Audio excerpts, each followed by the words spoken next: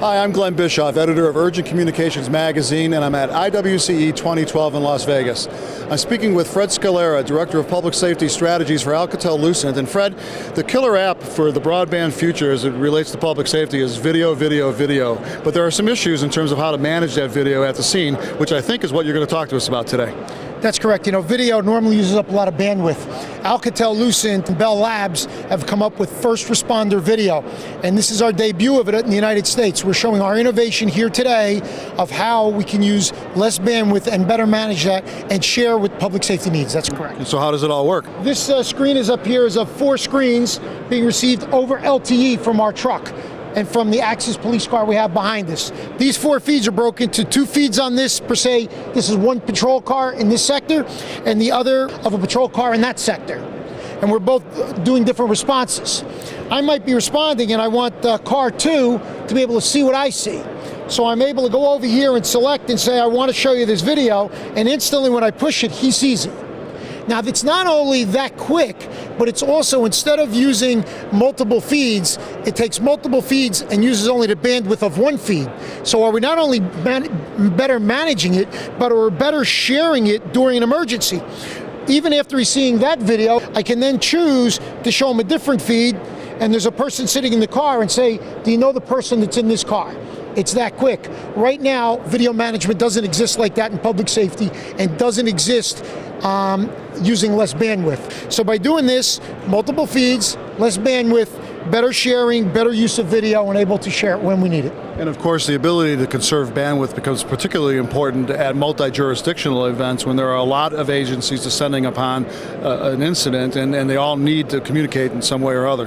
That's right, because right now we kind of, even if we were doing this without FRV, we're kind of multicasting and using that bandwidth up. So if I'm doing it and the other agencies at the scene are doing it, then we're having a problem. If we're using it where we're compressed and we're able to share it direct like this, we're using much less bandwidth, and that's correct. This is a new Cassidian router that does Wi-Fi to LTE.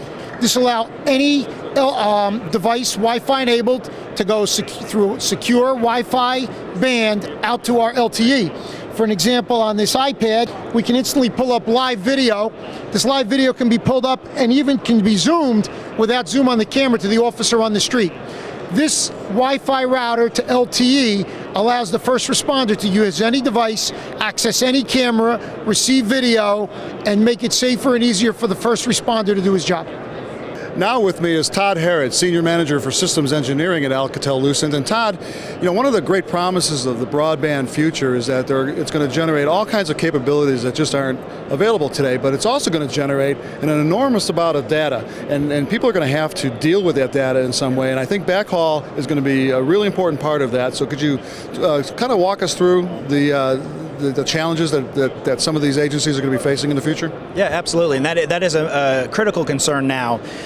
Mostly because they've got existing infrastructure that, by the way, needs to be leveraged. It's all T1 based or TDM based, right? So it's using DS3 signal rates and things that are nailed up.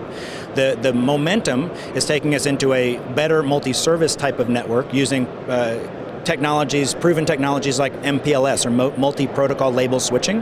The backbones we've been building simply for P25 backhaul networks have been based on MPLS with the vision of pushing broadband across that same network. So it's still based on microwave. It's maybe packet-based microwave, but it's also layering on an intelligence layer using multi-protocol label switching. This is an example of an equipment rack that could be carrying multiple types of services. The MPLS intelligence layer is going to add T1 capabilities, DS3 capabilities to a packet-based infrastructure.